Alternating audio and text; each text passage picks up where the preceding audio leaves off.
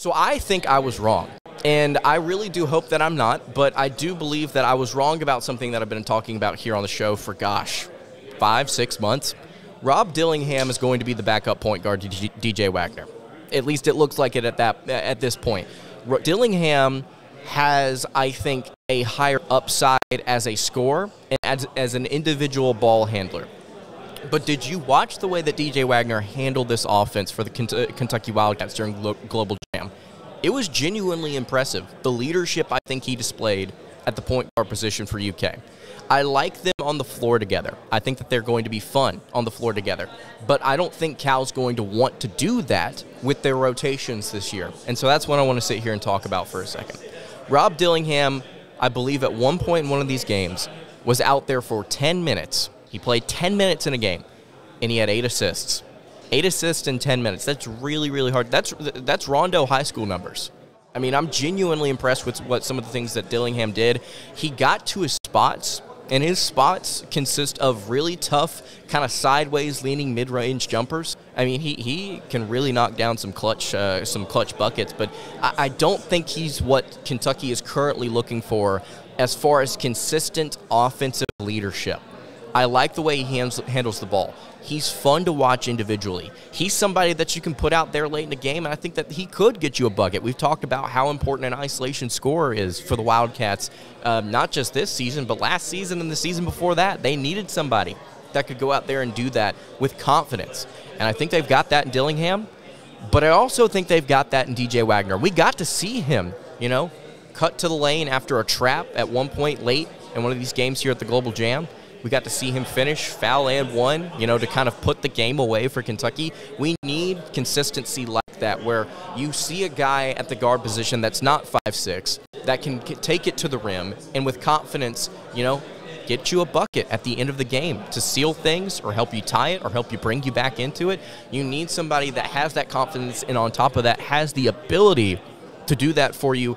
And Kentucky has 3 different guards. 3 different guards that I think could do that at different points for them this season. And I don't want to sit here and trash Rob Dillingham. I think he's going to be a good player. But we talked about this with Jordan Burks, about how, no disrespect to him, but it's clear amongst all of the freshmen that have been added to this class, Burks is probably the one that's the most raw. He's the one that needs time to learn and develop the most. And I think with Rob Dillingham in this backcourt, I'm going to be honest with you, Sheppard overall, I think, looked better than what Dillingham did, during his limited play. And again, 8 assists in 10 minutes is very impressive.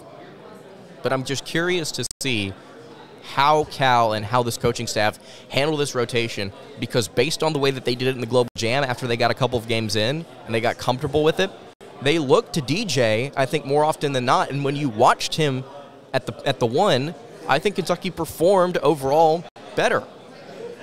And again, I want to see Rob Dillingham succeed. I want to see him develop. I want to see him to become what he has been in high school, because his tape is absolutely ridiculous.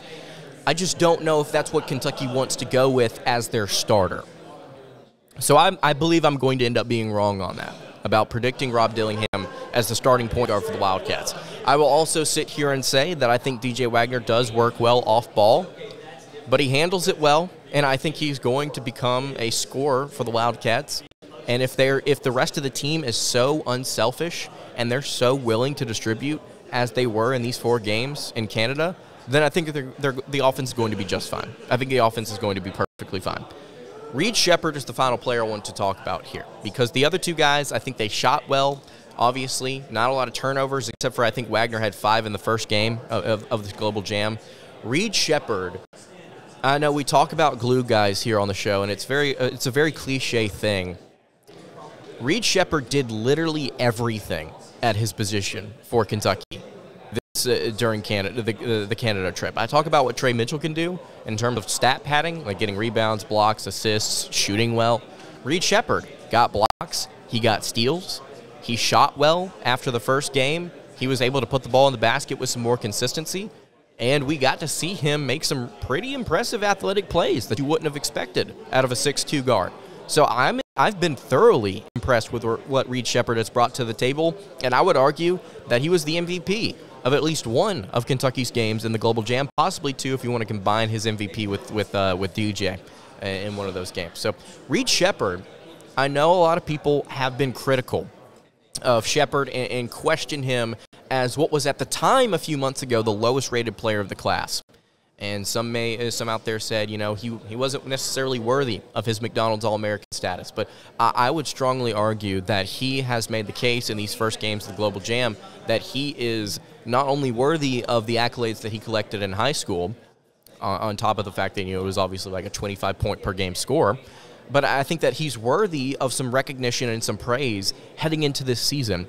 And we made an episode about this before the Global Jam. I think Reed Sheppard is going to continue to be underrated until we get to see him on the court playing in a significant role this season. I think he's going to get more minutes than people think he does. I think he's going to be overall a better player than some people out there may think he's going to be.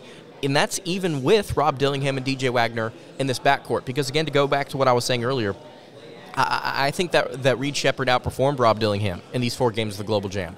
And maybe we see more of Dilly whenever we actually get to the season. Maybe we see more of him when we see less of Dilly, or we see less of Reed Sheppard playing point or playing combo guard.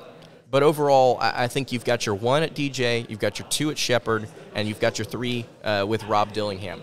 I'm thoroughly impressed with all 3 of these guys in various aspects of their game, and I want to ask you guys, what did you think about these 3 guys in the backcourt, and what are your expectations for them this upcoming season? You can leave all of that in the YouTube comments below.